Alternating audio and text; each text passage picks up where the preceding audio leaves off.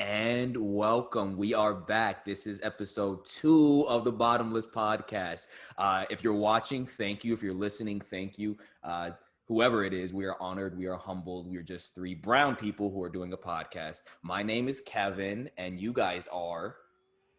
Kevin, a.k.a. Baby Hairs. And I'm Leslie, and I want to give a shout out to our new subscriber who told me that they would subscribe once we launched. So we got another one, guys. We're up to 3. Look at God. And this is Vincent, but everyone just calls me Lil V. Nobody calls me that, actually. If you know Vince, you call him Lil PP from the hood, but that's a different story. So I don't know. There's a lot of little peepees now. I feel like it just doesn't hit the same. There's like 3 of us out in these streets. It is a lot of little peepees out there. There can only be one. Yeah.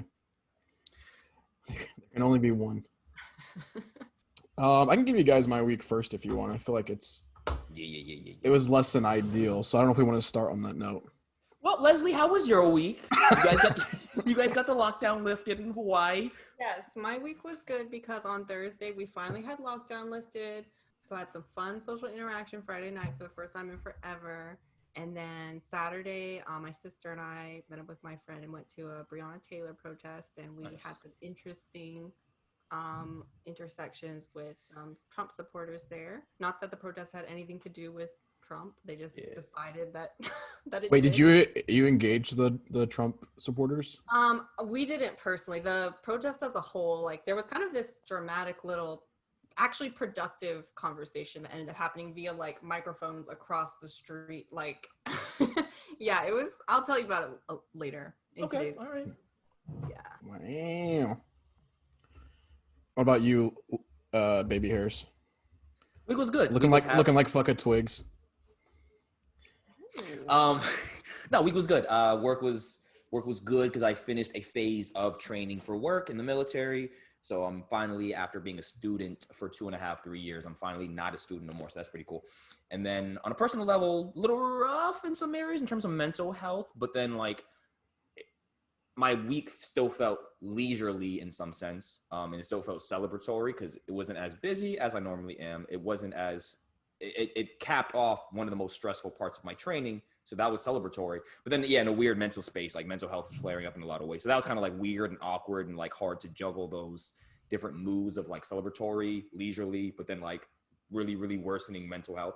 But yeah, I mean, can't complain. Like I'm alive. I'm here. I'm in a good mood. So yeah, good. Week was good. Can't complain. No, you know what? You can. I can't complain. I'm alive. That is 2020 in a nutshell. That's the standard. Well, I just want you to know, Kevin, you can complain. And we love it. Thank you. I appreciate it. Yeah. If you want to make a full podcast about just that, let's do it right now. When we get to the church episode, I'm gonna go off. If you go to Manny and you watch this, you better get ready. I'm gonna go off on the church episode. So I'll tell you about my week. No, Vince, take it away before I go. No. So my problem with the church in the West My God. No, I mean, my week was like nothing bad happened to me directly, but I just feel like I've been pretty down all week, just internalizing just all the shit that's going on, like literally all of it, like the Breonna Taylor news, like the Supreme Court discourse, the presidential election discourse, and just every meme I see on Facebook triggers me now, no matter who posts it. So I just feel like, wait, I don't know, like I think any type of meme, or specifically all the memes in the conservative river of roaring? the conservative river, also the liberal river. Like, I don't want to see any more RBG memes. Sorry. Like, I just am so over the discourse. And I know I'm kind of being a baby because we're 40 days from the election, so it's going to get worse. I just don't think I was ready. Like I thought I was ready, but maybe I'm not ready. And now I'm starting to get paranoid that I'm going to snap like I did last election where I was out here calling people racist on Facebook. Like I don't want to go to that dark place again. Just kidding. It was only one person and it's fine. We blocked each other. It wasn't that deep. And baby girl, if you watching, hit me up. I got you. Oh my gosh. Oh, Big Daddy Kevin gonna take care of you. Don't worry about it. Big Daddy baby hairs. Just major squint in your eye, Kevin. Yeah. What's yeah, RBG? What's her full name? Ruth Bader Ginsburg. Oh shit! Okay. She's the Supreme Court. RGB the other day, as in the color. That's kind of cute, actually. Nobody was mean about it. Nobody corrected. Like RPG would be like a cute nickname too. But she's the Supreme Court justice that just died, and now there's the whole rest in peace fallout of like what to do next. And I mean, no disrespect to the things that she did, especially for women, but like there's also like the culty liberal, like parasocial. Yeah, refusal to see what she actually did, and to idolize somebody who, I mean, she did some good things for women, but also she has a bad record on several things that just gets glossed over because she was a woman and she. Right. And not to poop on anyone's parade, like I get it, the woman just died. Like I have some empathy, but like I'm exhausted. Like either way, I'm just exhausted from it. And even the parts of online left that believe what I believe, like honestly, we have beef right now too. Because if I swear to God, Even the if entire I see online left have beef, you just casually. Yep. So at me, if you're listening, at me. Just kidding. I don't want the smoke. I don't want the followers versus the. Yeah, no, I don't want the smoke today. Well, kind of. I'm just so sick of the discourse on like lefty online social media platform because I swear to God, if I see one more argument about if we should even vote or engage in electoral politics, like I'm just so bored and exhausted of all these arguments. So I was in a just kind of a bummed mood all week, and I think I was getting very like contemptuous and cynical. And I think it actualized midweek because I realized that after the George Floyd protests, there was this pretty sweet, maybe even up to 2 months, where people that maybe don't agree with us, there was some humility and sense of trying to understand what was happening, even if it came from like a bad faith place or they ended up not moving towards like the worldview that we share. But there was some, at least. Oh, sorry. No, what were you about to say? You gave me the finger, so I figured you were about to go off. I would think, just to be clear for our audience who might not know exactly what you're talking about, like for instance, are you talking about maybe like people who lean more conservative who have been hesitant to like align themselves with Black Lives Matter, but for the first time they were kind of like, hey, I mean, I might not totally agree with everything on the platform, but like I'm for the first time like, why are these protests happening? And like and like, hey guys, shouldn't we listen? Like essentially that, which distinctively did not happen in like 2016. There was not like, hey guys, let's listen. It was more like, oh my gosh, like shut this down. Ew, if you're aligned with are you talking about that? No, exactly that. And there's like a spectrum of people that were on that way. Maybe they didn't like it still and they didn't really want to listen, but even then you had to at least pretend to care to listen because of the nature. Pressure in a good way. Right. Yeah. Right. And you would be an asshole not to at least care. But we're past that point.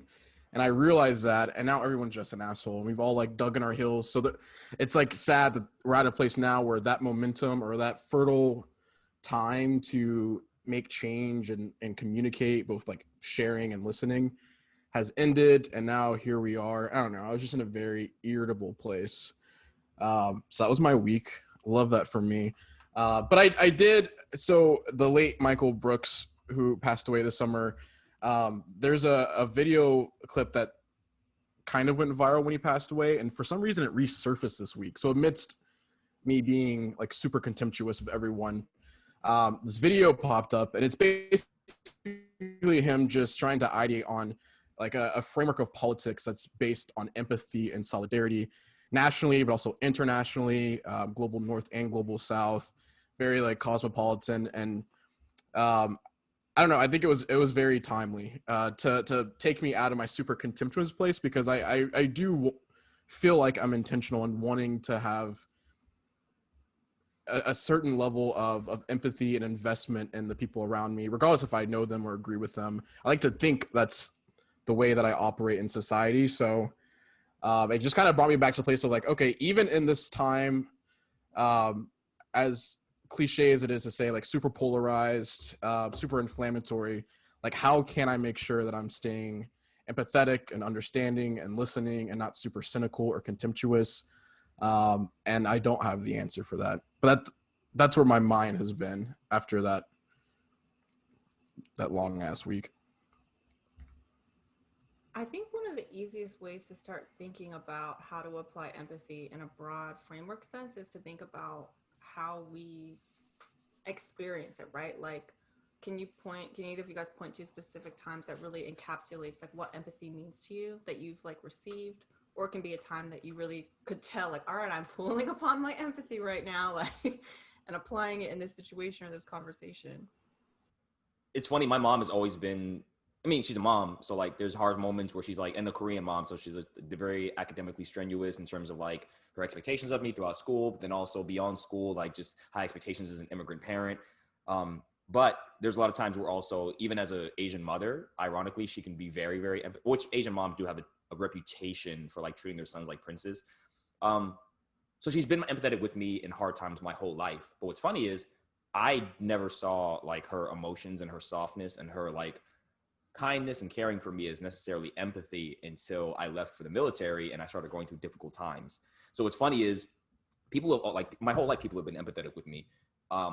But it wasn't until I got into extremely lonely, difficult mental health places that I started seeing the empathy as like, oh, like if you're not hungry and someone offers you food, it's like that's not a favor. I don't care for your food, and I'm not gonna appreciate you. Like you don't get points in my book. But if you're like starving for 6 months and like you're barely making scraps every day and you barely getting by, and then someone comes and like they provide a meal for you every week, it's like that's like so that's kind of how I've had my experience with empathy. And so like, man, from my mom to like people I knew before I left the military, like people from back home in North Carolina that we know who they've always been empathetic with me, but I didn't learn to appreciate it or have the lens to appreciate it until I realized I needed it. I needed to have that phone call. I needed to have that text message. I needed to have someone reach out and tell me they love me and care about me. They're thinking about me, that I'm thought of, that I'm cared for.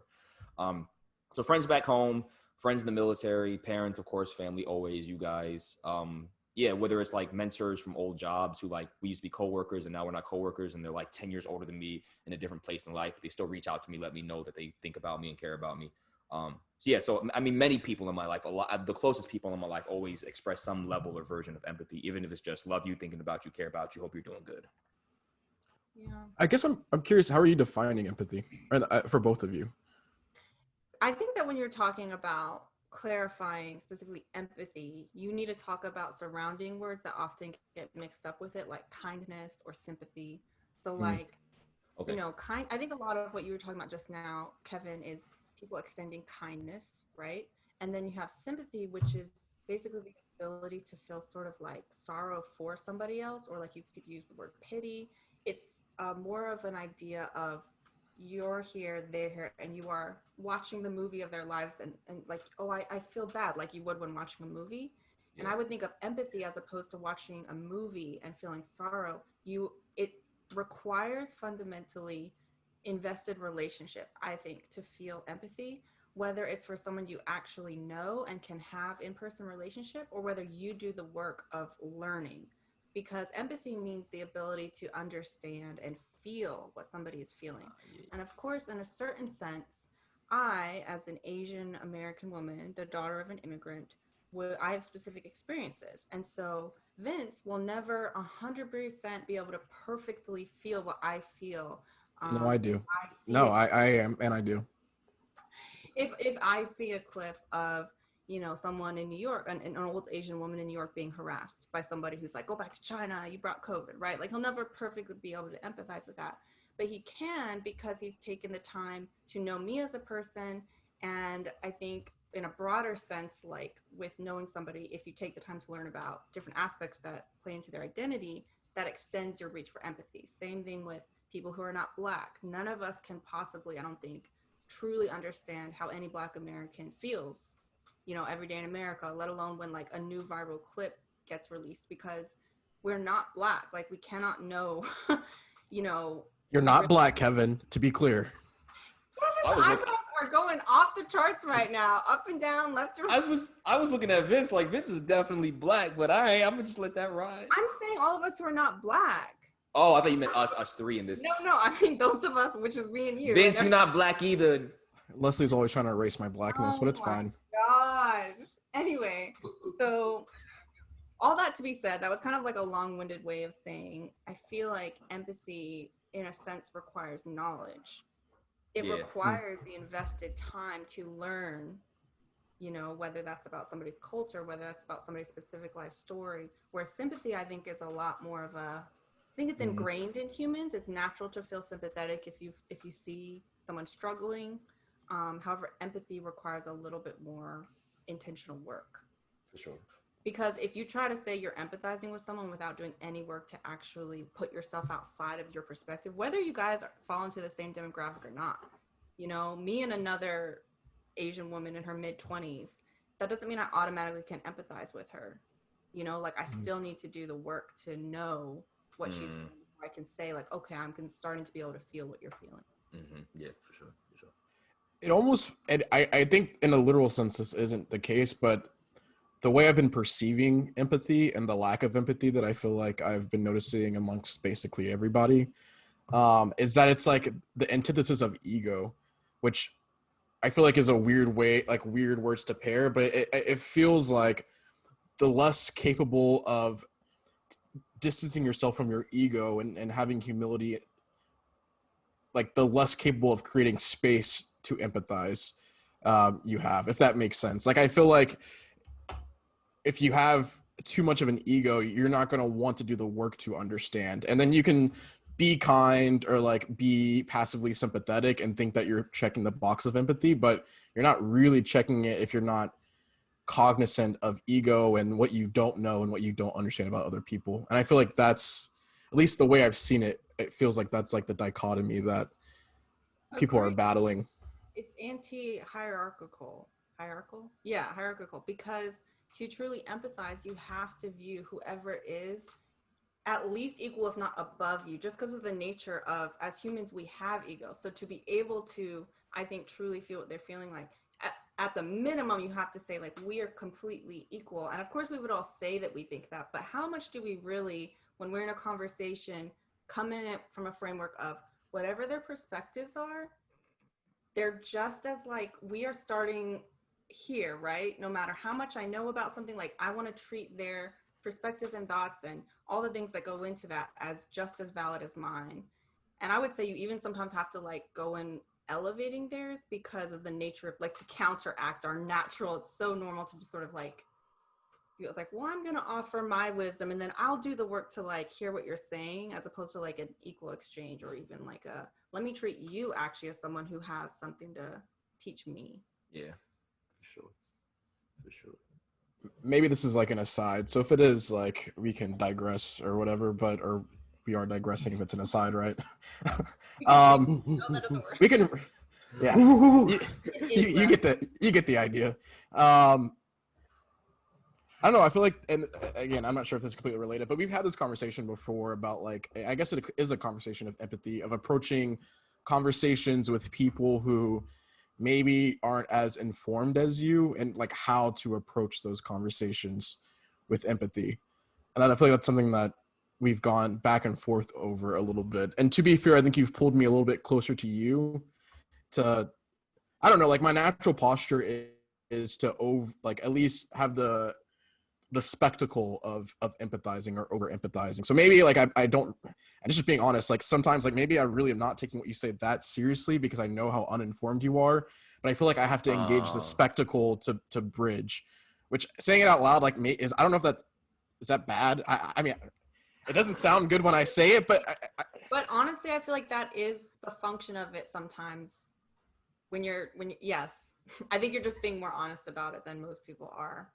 That when it comes down to it, are you really like, you're talking with somebody who, well, I don't want to constantly use like racist and that's the top of mind, right? Like I would think of like, okay, you're talking with someone who wants to talk about black on black crime. Like, are you really starting from a position of like, hey, I just really value like your perspective, or are you not you? I'm saying like any of us, right? If we were to have that conversation, or is it more like there's a necessary, as you said, spectacle of empathy to just so that you can even have like a conversation as opposed to a shouting match or a block? What does it look like, or can you empathize with someone but know that what they're saying is completely wrong and not have any wavering in that certainty? Is that still empathy, y'all think, or what would that look like?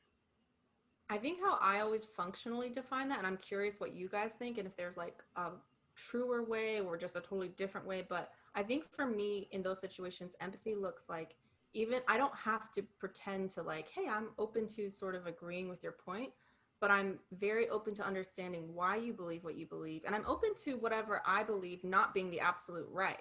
I, if there's a topic that I've researched enough and thought about enough that I know I don't agree, I don't have to pretend like I will, but I'm very open because lots of times the why does color the what. And even if I don't come away agreeing with the what, I could come away really understanding the why, and that having a big impact on how I develop my continued thoughts on that topic. I've never really put that wordage to it or that structuring to it. I guess I've never taken the time to actually think about it in that solid or concrete of an analysis to actually think of the why versus the what in terms of application of empathy. That's a very interesting way to frame it. It's kind of new for me to hear it that way. On the same tangent, have you guys noticed, I've noticed for me that it's actually sometimes easier for me to keep my cool and really, as Vince said, overly empathize with people when they disagree with more or hold viewpoints that actually directly are more emotional for me, than it is sometimes for me to empathize with people who hold views that I think are harmful to a population outside of me. Like, for example, if I'm talking with a man who has views about women that I strongly disagree with, and I've been on the receiving end of just really sucky situations with it, it's still usually pretty easy for me to empathetically approach and be like, I want to understand like why you hold this view, and like I'm not going to view you as less of a person, and I'm not going to inherently think you're like awful. It's just easier for, I guess, because I've experienced it so much and I'm used to that. And whereas sometimes like in conversations that have come out of the George Floyd protests and the continued protest against police brutality, I'll find my wick is a lot shorter, and I'll just get so enraged and be like, and it's just like interesting because you would think you'd get more sensitive about the ones that directly apply to you as opposed to outside, like populations that you're not a part of. Have you guys noticed that for yourselves?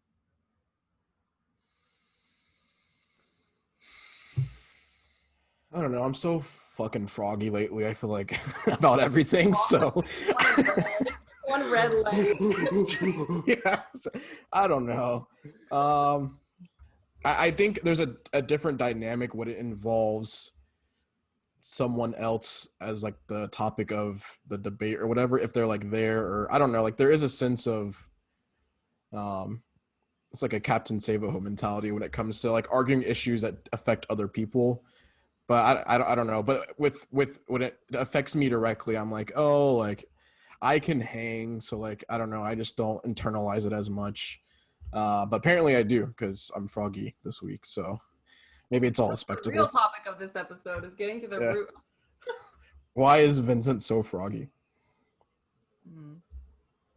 I do like the framing of like the why versus the what, because I feel like it speaks to that like humanizing idea, because the why is to humanize, and you want to get to the why if you are invested in changing the what, right? And you have to humanize to get to that place, if that makes sense. Yeah, humanization versus dehumanization has just been a framework that for some reason really resonates with me lately. And I actually quickly Googled the definitions because it's been like so resonating with me, but I haven't done the work to clarify exactly like why and all the words on it. And so I looked up the Merriam-Webster definitions, and it was really interesting, and I think hits on part of why I think it applies in this conversation, which is that it defined dehumanization as removing the positive human qualities from somebody. And then it defined humanization as applying human qualities to a non-human, like a pet, you know, like you humanize your pet. And the definition of dehumanization is the problem, in my opinion. The fact that it is saying it's removing someone's positive human qualities, I feel like that's how we treat it in these conversations, whereas we should treat it as, no, dehumanizing is also removing the ability for somebody to have negative qualities, negative human qualities.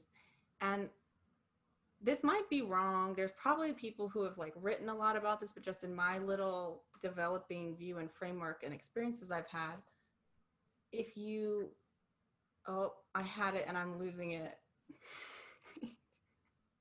It was all, I literally like saw the whole picture in my mind and it was unfurling. Hold on, it will come back.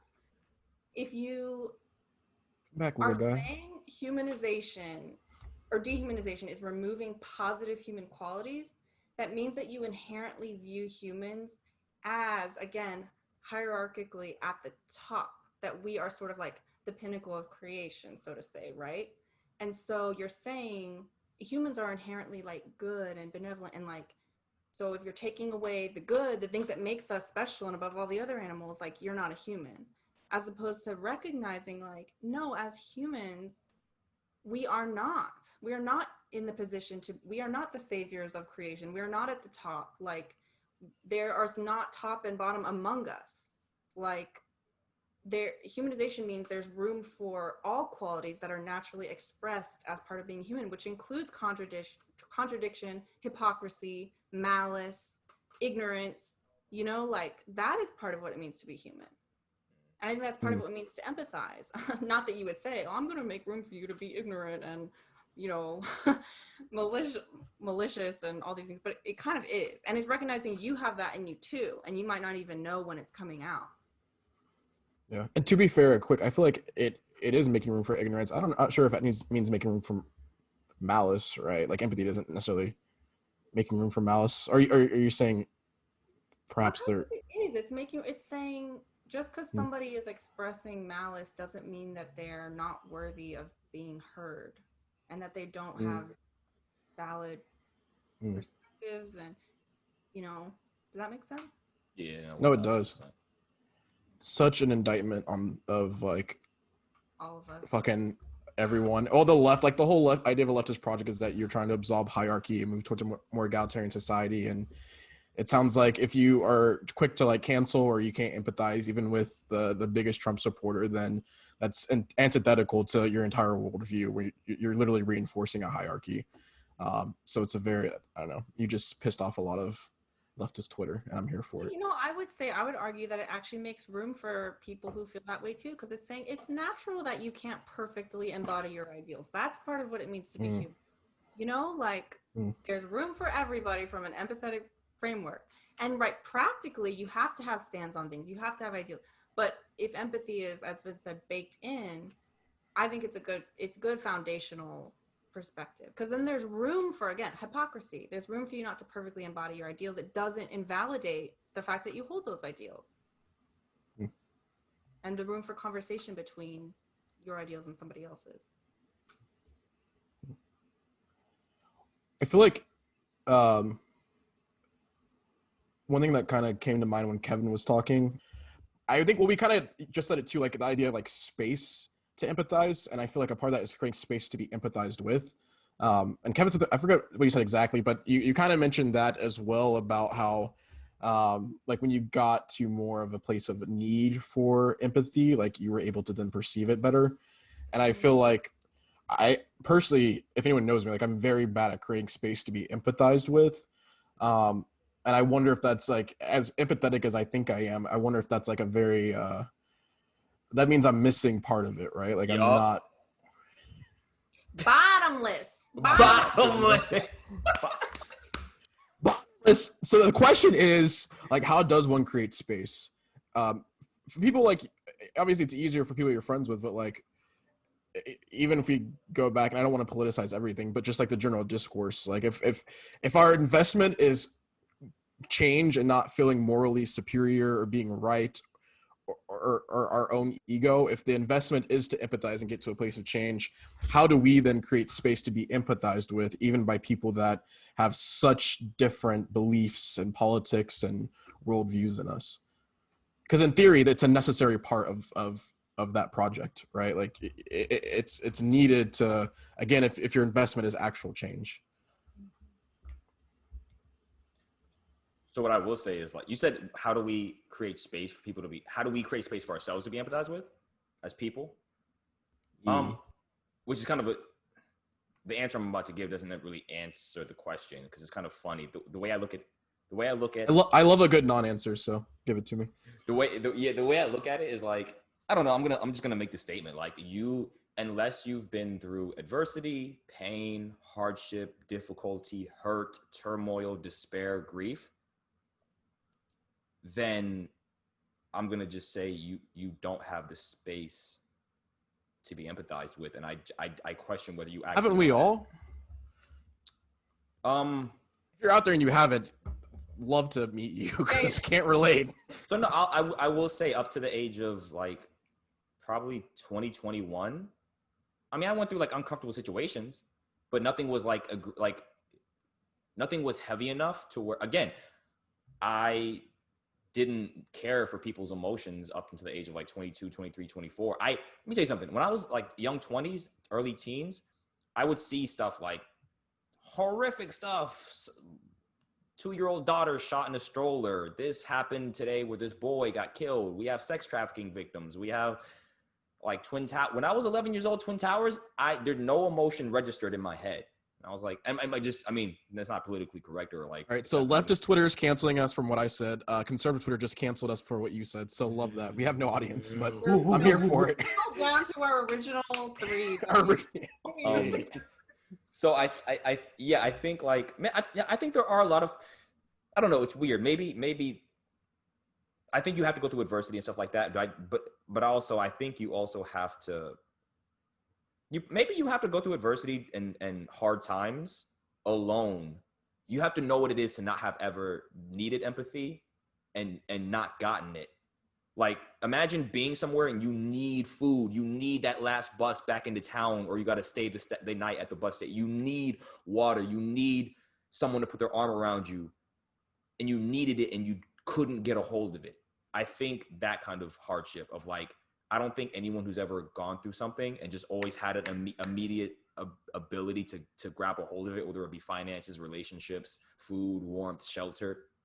Anyone who's always had access to at least resources. Now, there are rich people with mental health issues, but I still question the level of empathy they're able to employ with other people. Like basic necessities, sleep, food, shelter, clothes on your back. Someone, like, man, I question if you've ever needed something and always been able to get a hold of it, if you actually have an understanding of empathy and also have an ability to actually receive genuine empathy when like you are aware of how sick of a person, human being you are.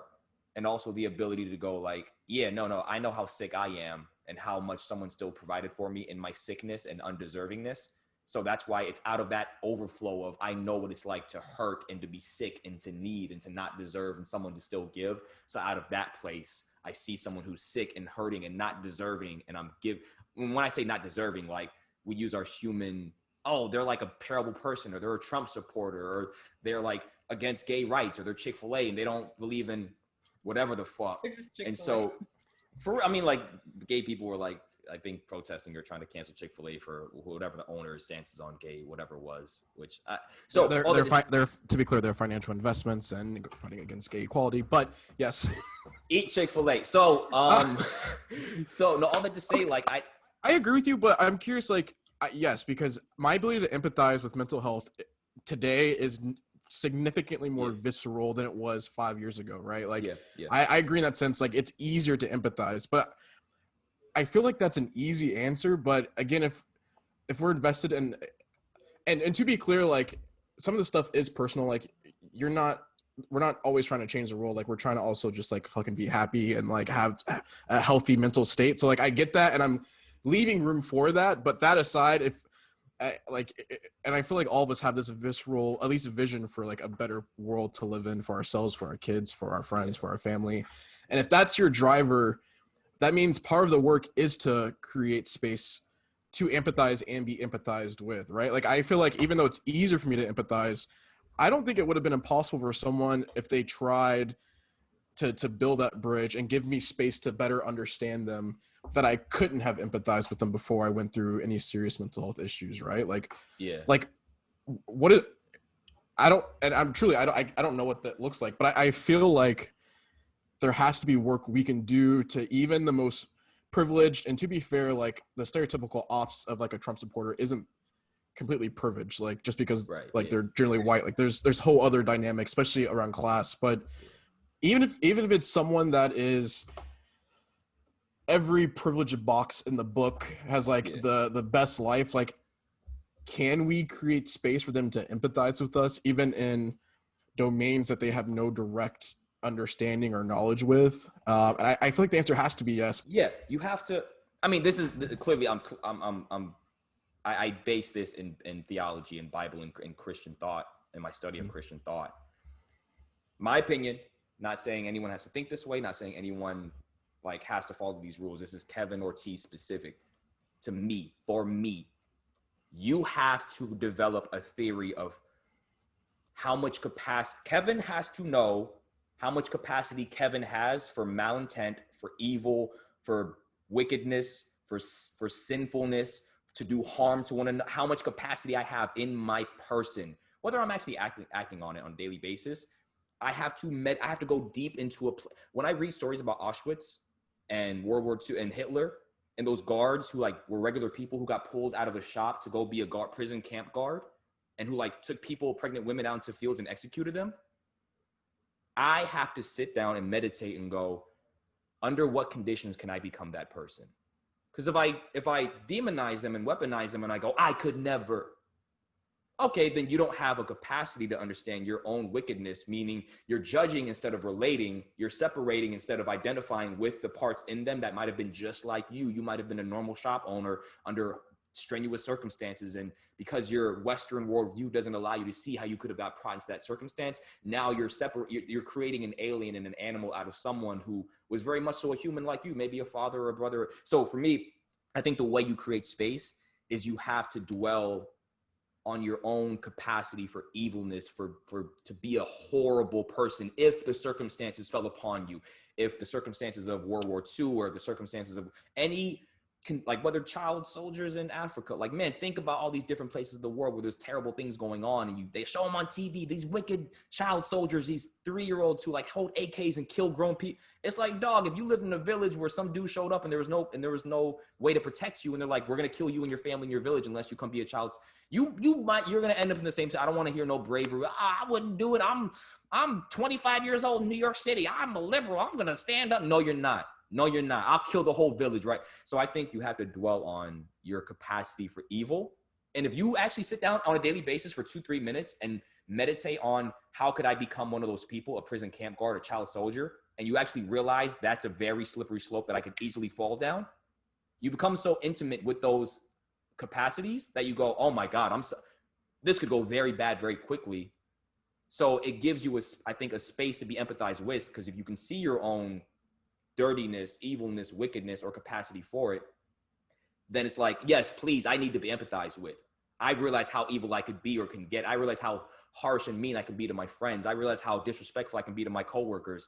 So please, yes, there's a tenderness and a softness about my disposition on a daily basis of, I know how easily I can get out of line or harsh or mean or rude or cruel with people. And so it's like if you constantly put yourself in that space, and it's like, yes, anytime you can like relate to, like Leslie was saying, an ability to relate to the bad parts of you, not just I need to humanize your shortcomings, your failures, your sins, like you're saying from a place of recognizing them within yourself, not from saying, well, I'll allow for like you to be bad. No, it's because you start with self. Yeah. Yes.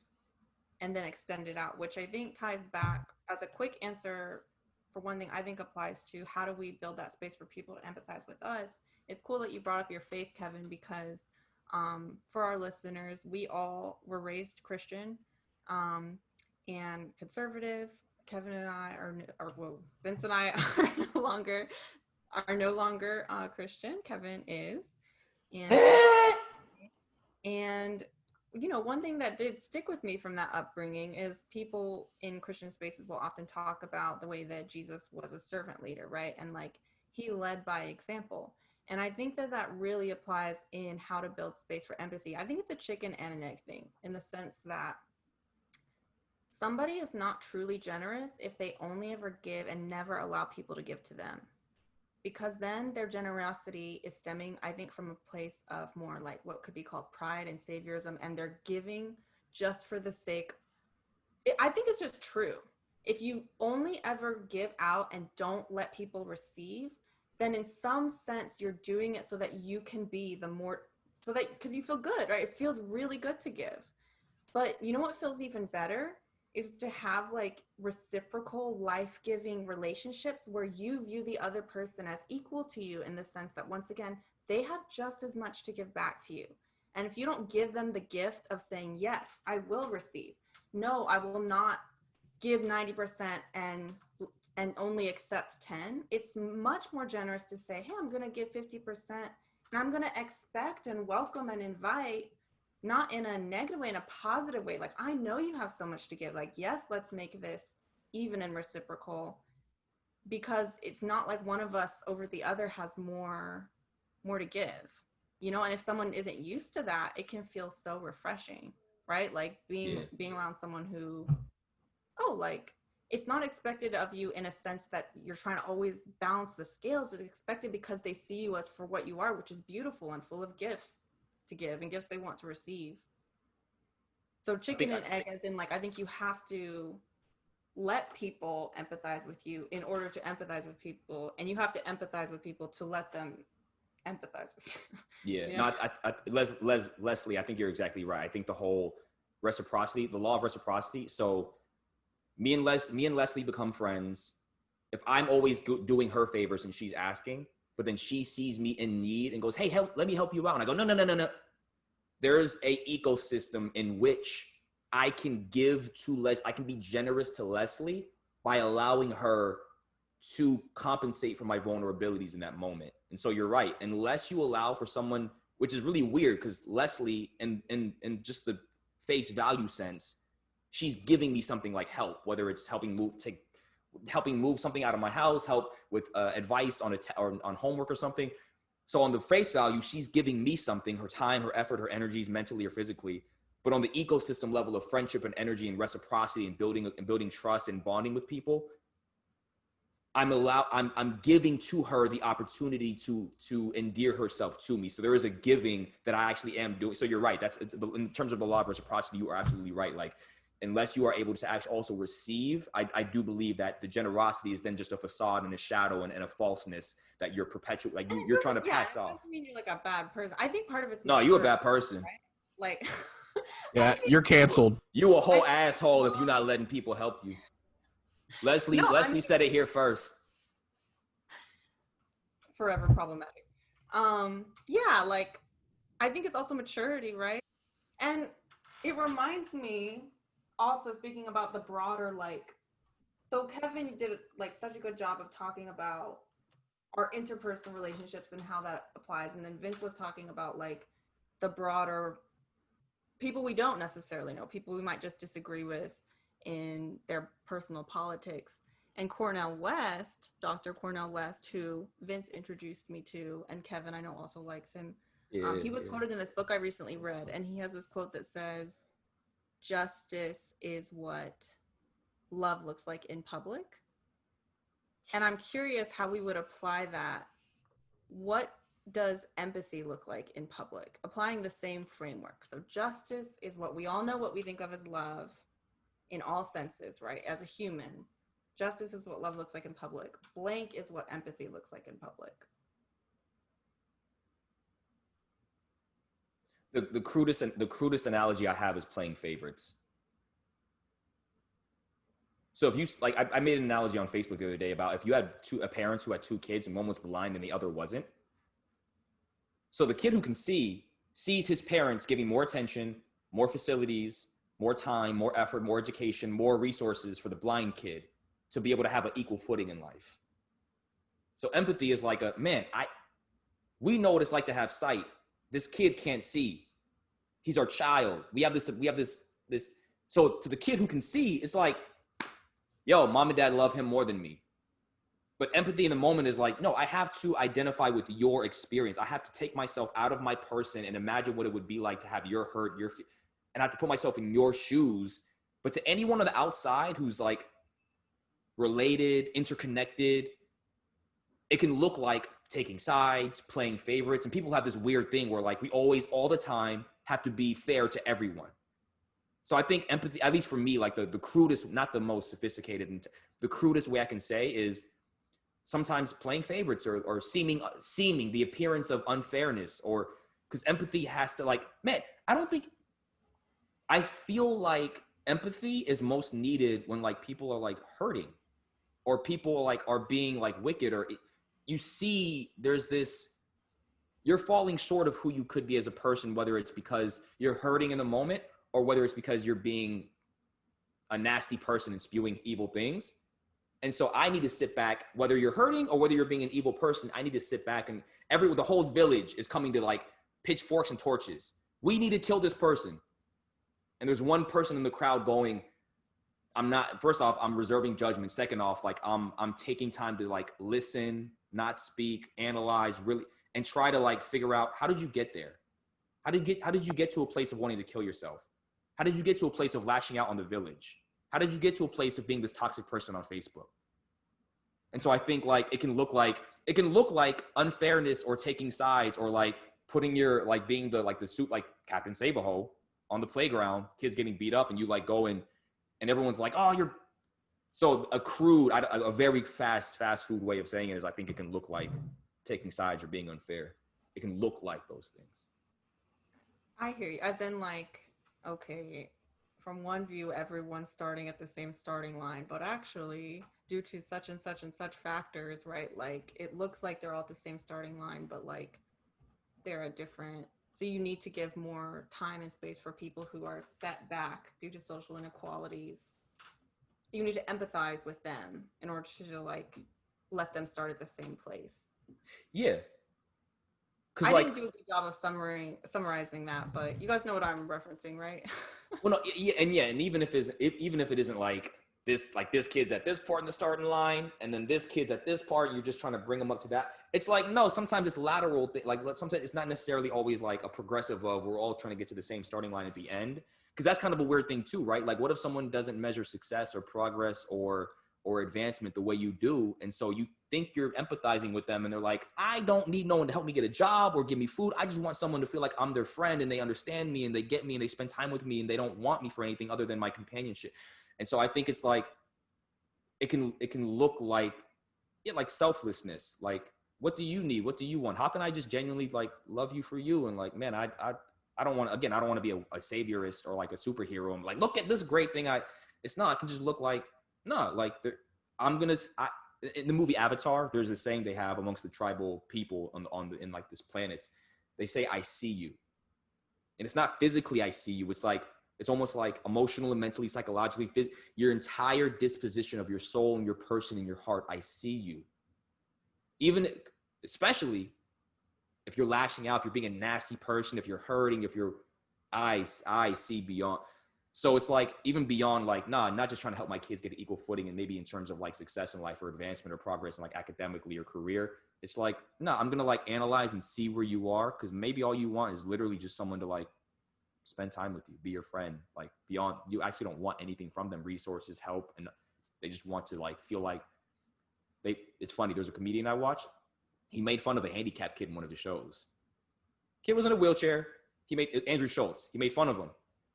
And the kid thanked him afterwards and said, every time I go to a comedy show, comedians see me and they make fun of the crowd and they always avoid me. And I can tell it's because they think they feel awkward and they don't know what to do. And they think they're like being nice to me, but it makes me feel left out. They don't normalize my existence as like, no, I'm just like anyone else in this crowd.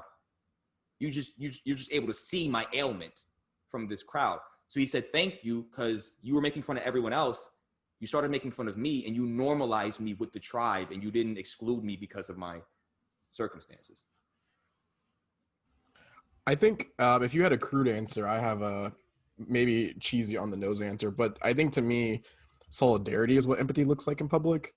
And like, it kind of reminds me of the conversation in a way we had when we were first thinking through a podcast. We just had some demo talks, and we were talking about like violence in society, and like our kids playing with Kevin's. I realized we were playing like fucking strip poker over here, but now that Kevin's completely unclothed, uh, but we were talking about like, would you let like what would you let your kids engage with that's like violent and like violence in our society?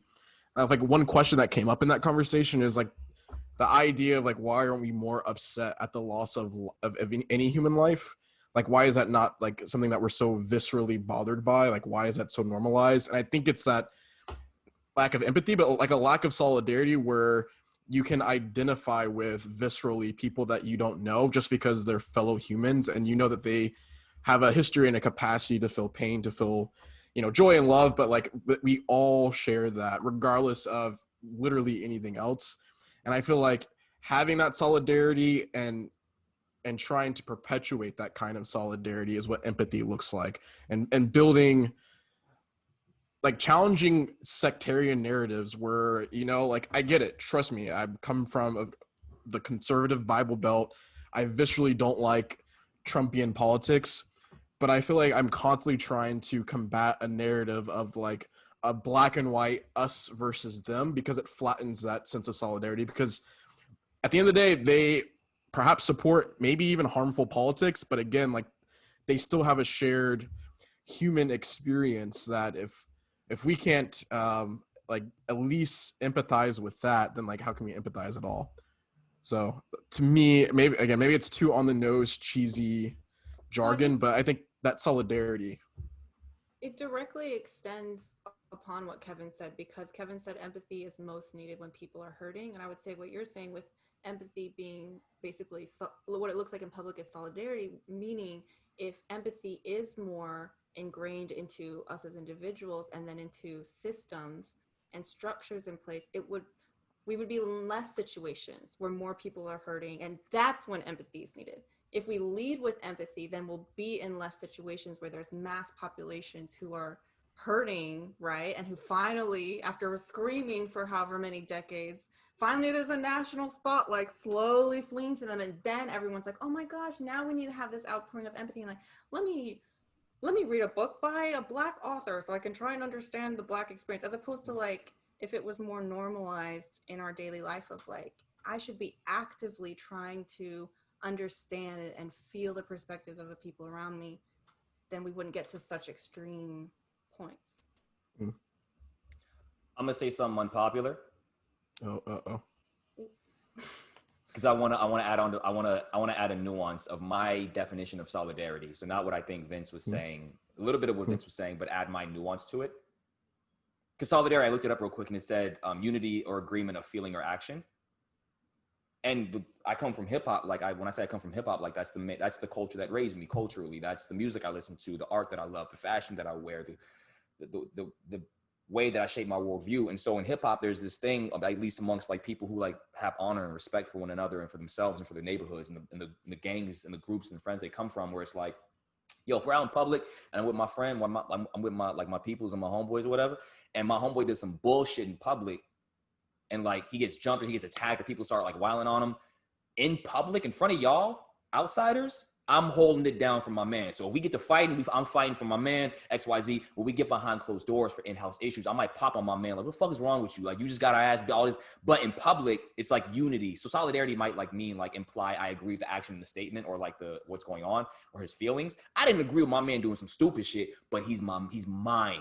That's my gang. That's my tribe. That's my clique. I give a y'all are out. These are in-house issues. He did some bullshit. I'm gonna correct him when we get behind closed doors. But we not letting you outside. So like, I think empathy, at least my definition of empathy is solidarity. Like what Vince said, solidarity plus like it includes the ability to like be unified with someone, even if I'm not agreeing with their actions and feelings in that moment, because I'm sitting there like, this is some bullshit and I wouldn't have done this and I don't agree. But my empathy is like, I know him and I know why he did that stupid shit just now. So my empathy is, which is why I'm going to fight on his, if I have to physically fight on his behalf, I'm going to, because even though I don't feel the same action or I don't feel the same feelings, or I wouldn't act the same way he just did. There's a unity, there's a same way. Like I think Kanye was saying something like, I got a cousin in jail for murder. He's like, that it might not have been murder, but he's like, I got a cousin in jail. He's like, I still love him. But society would teach you, like, man, criminals are criminals. They're in jail for a reason, especially if he actually did murder somebody. If he actually did murder somebody, if he actually committed a crime, it's like, man, do you have empathy then? Like, so I thought it was a cool way for him to describe, like, man, how much do we really like, are we really tolerant? Is intolerance really the only thing that like we won't tolerate? Or is it like, can we test that? If you saw someone in jail for murder, if you saw someone in jail for like burning down a business, if you saw, like, do you then still have, can you see how you could be the same? So yeah, I just want to say, like, in terms of empathy, I think that's beautiful. Literally, that is solidarity, right? And it looks different depending on the in group and out group. So maybe the in group is a tighter in group, so you can ride a little bit harder. And maybe the in group is the entirety of our society, where there's some things you're not going to ride that hard for. But there is still this sense of like a humanizing place to like Leslie's framework, where you're not co-signing everything, you're not agreeing with everything, but a solidarity is at least the ability to, like, when you look out into the world, you still see that in group that is everyone in our society. And you haven't erased that as an in group in its entirety and just shrank it down to these small sects. So I think that's a beautiful way of describing solidarity. And I don't think anyone would say that that's the place that we're at on the macro. Like, to take it even further, like beyond the example of like, I'm out in public and my man did some bullshit or my friend did some bullshit. Now I got to like defend my person, even though I didn't necessarily agree what they did or how they felt that made them do what they did. To take it even to a further extreme, like we were talking about that example earlier of like the poem, The Tempest by Shakespeare. He says in there, love isn't love, that basically can weaken under harsh conditions or can like flee or disappear or dissipate when the storms come or when the wind blows or when the waves crash, something along those lines, paraphrasing. And so everyone agrees, everyone reads that part of The Tempest and they're like, yeah, no, everyone's like, yes. Everyone reads The Tempest. We're all familiar, right? Like everyone, but like you could read that like poem to like anyone in America and they're like, they're right. That's love. That's love. And then it's like, okay, yeah, cool. Now let's play the game. So empathy means that like you have to see Donald Trump and go, no, like he's a human being. He's my brother. Cornel West on multiple occasions goes, he's my brother. Why? Because he's human. And because Cornel West, coming from a place of theology and from Christian thought, goes, I'm a sinner with gangster proclivities before Jesus got a hold of me. And so I can see. I hear his voice right now. I know exactly what you mean. I've heard him have his spiel. And he goes, so man, Cornel West is so good about like, we're one race, we're the human race. And if we keep letting political parties, see, like you said, when they burned down CNN, but Vince, you were talking about this idea a couple weeks back of like CNN will literally propagate, like riling up the base. They'll feed you information and headlines that riles up the base. And it's like, that shit ain't healthy. Don't feed me no shit like that. You have my attention. You have a responsibility to the community. Don't feed me no stupid shit that's gonna get me riled up. And it's the same thing. So it's funny because I didn't know that. I wasn't aware that CNN, like you were much more tuned in that sphere. I'm more tuned in the hip hop sphere. So the parallel was YouTube. To be clear, he's referring to CNN burning after the first couple of weekends of the George Floyd protests. Yeah. So in the parallel is in hip hop. YouTube, major labels will sit rappers down and pay them to beef with one another. Old white men will sit young black men down. The racial implications. And pay them to beef with one another. And so the way I know this is because I watch a lot of Damon Dash, who helped build Rockefeller with Jay-Z. And he talked about, he has this phrase called culture vulture. And people kind of made fun of him for it. And they were like, yo, yeah, and yada, yada. And they try to like almost like, they try to make him look crazy. And he was right. And he started saying, yo, there's a guy named Leor Cohen. And I want to have a meeting with him of intellectual debate about the things he's breeding in my culture, my black culture, my hip hop culture of being an older white man who pays young black guys from the hood to beef with one another when he knows there's death behind it, there's fighting behind it, there's violence behind it, there's loss, there's pain, there's fill in the blank behind it. And so I sat there when Vince said, yo, CNN like sometimes will perpetuate and propagate these like problematic narratives of like trying to rile up and to be clear, all media, not CNN. Yeah. So he was just like holding CNN accountable. And so I was like, man, it's crazy. I see that same parallel on the side of hip hop. And so the tendency could be to be like, well, yeah, so it's us. It's like the artists and the creators, and then there's like the white execs in the offices, and like, fuck them, it's us against. Or if you're like, with Vince, you can be like, man, there's like the media, and there's like the elite, and then there's us, and we need to like, it's easy to like, I think someone said it like, when you want to create a story, someone has to be the villain. You have to either be the hero or be able to identify as with the hero. Like, you need to be able to fall on the side of the hero. And it has to like make you feel good. Like, you have to like have some sense of significance or feel good tied to like the hero accomplishing his.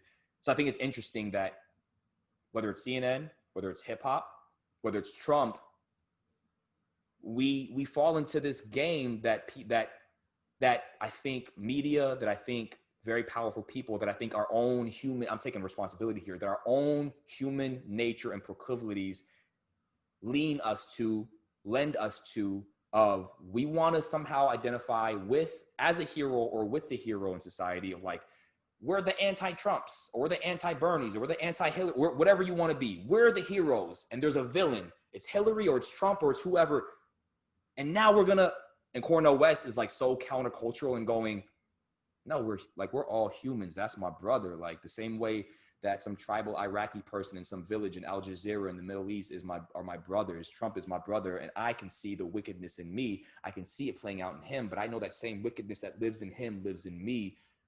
I know I need compassion. If life ever gets crazy or I ever fall into dire circumstances, I'm going to need compassion and empathy. So I'm showing him empathy in this time of his life. I'm always going to show him empathy, but especially now when he probably needs it most, I'm going to show him empathy, because we're all one race. We're all humans. We're all in this together. We all have to like, it's not difficult. It's not kumbaya, bubblegum, fake on the surface. And then we're actually talking. No, it's like real. Like, we have to strive for the ideal of togetherness, of one human race, till the wheels fall off, till we die, till we pass it on to our children and go, we fought the good fight for 80 years. And now you guys have to try to take it a little bit further down the field than we did.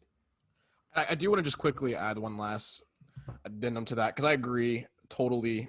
You know, I'm a hippie, so I love that shit. But I do want to be clear, and you said this in your example about like checking your homie in private. Empathy isn't a substitute for holding people accountable or speaking truth to power. Yeah.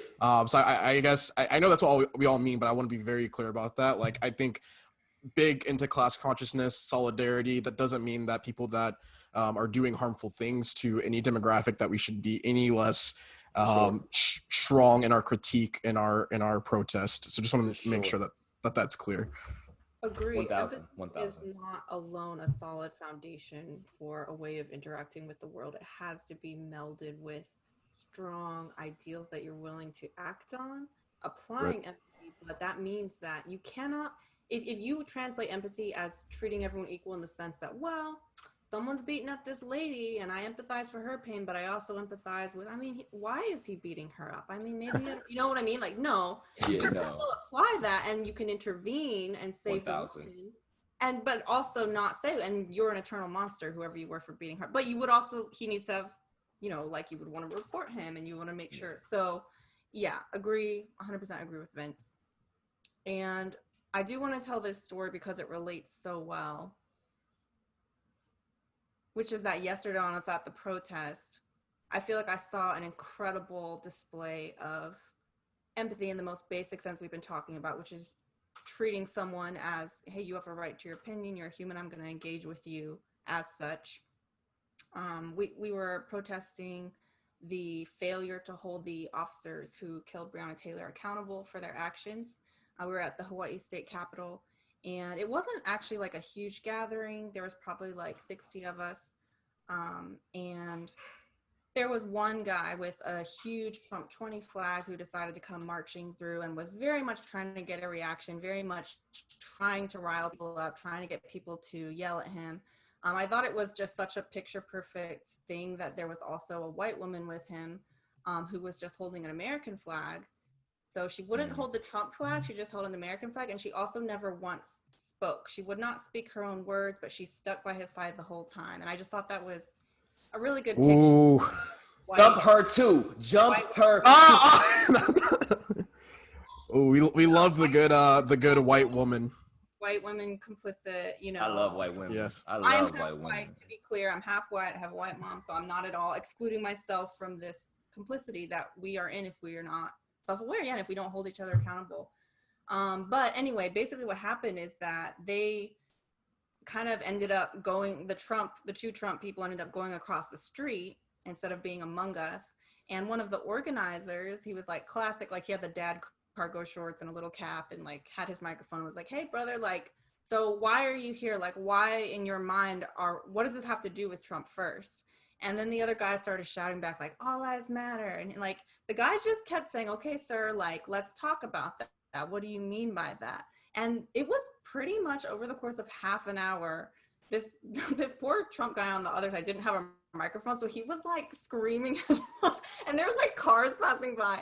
But you know, the organizer essentially just one by one literally was like, I just want to know like why you're so upset by our peaceful protest and why it seems like you're trying to agitate us.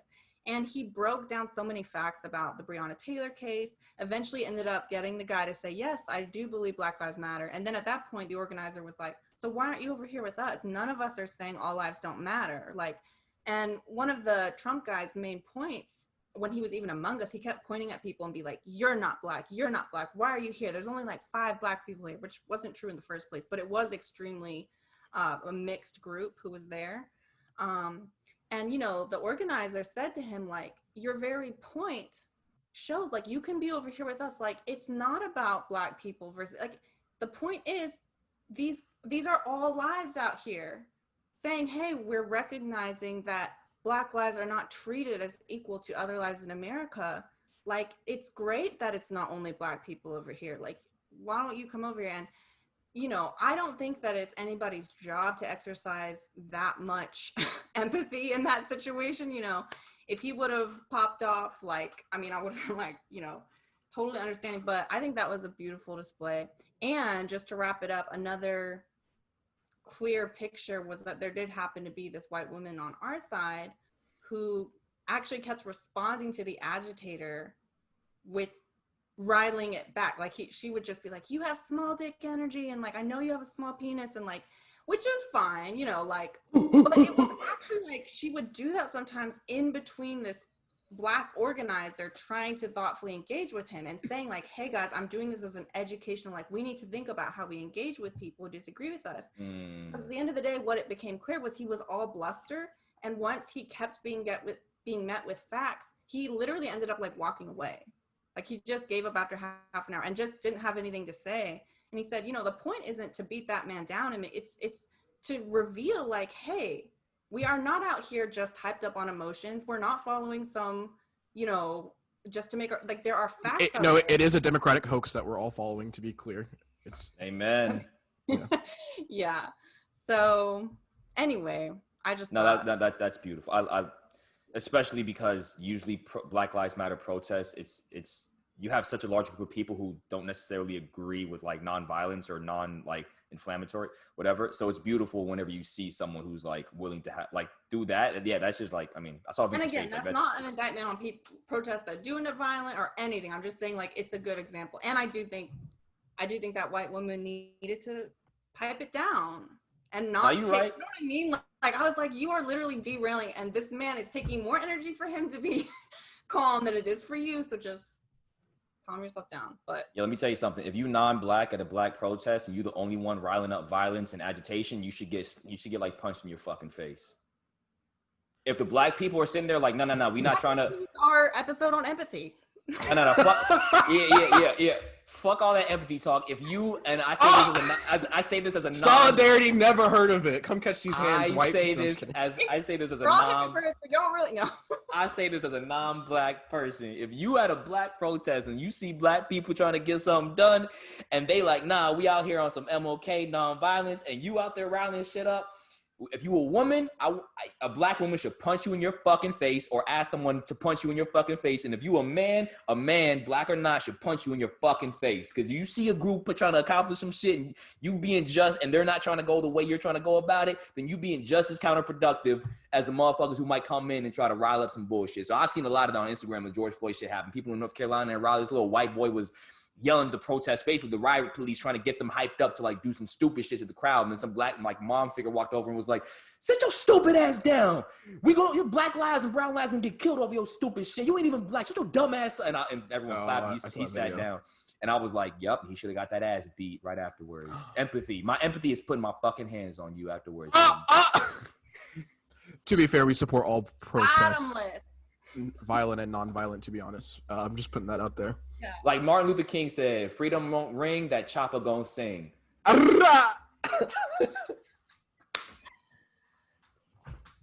In other news, I discovered recently that my left ear holds no structural integrity. Speaking of integrity and, our character and whatnot, and I discovered this because... Leslie, that's your right ear. Wait, now it's not happening. Hold on. Fake news. Leslie's just trying to get us all. Actually, it is. It's just not as clear on this video. Leslie just put a mask on and now she's trying to wiggle her ears. And to be honest, I feel very uncomfortable. I'm so uncomfortable. Just wait. Okay. For people who are not on YouTube, essentially, I guess I thought that for everyone when they wore masks, their ears kind of like went down, like it was normal for this that is happening to happen to everyone. She has a mask on. I have a mask. I'm sorry. I'm doing such a bad job. Okay, I have a mask on, and my left ear is literally like entirely, the top just collapses under the weight of this tiny little string. It looks like a Yoda ear. And yeah, basically, like, I discovered, if you look at my right ear on this video, it's fine. It's doing fine. It's holding up. My left ear is like missing some kind of structural integrity. And that's my other news. Thank you for sharing. If you see this clip, I want you to comment and tell us whether or not you think Leslie's on crack or. Yeah, thanks for listening to your boy and your girl. Bottomless. No, but thank all of you. I'm sure there's many of you, our legions of fans for listening. Like/subscribe. We're on all major social media platforms, aka Twitter and Instagram. The rest are irrelevant, and we'll see you next time. Oh yeah, add us on LinkedIn at Bottomless Podcasts. That is BTTMLESS Podcast. Twitter, Instagram, LinkedIn, and OkCupid. And YouTube. No, okay, and Grindr. All right. Bye. Bye.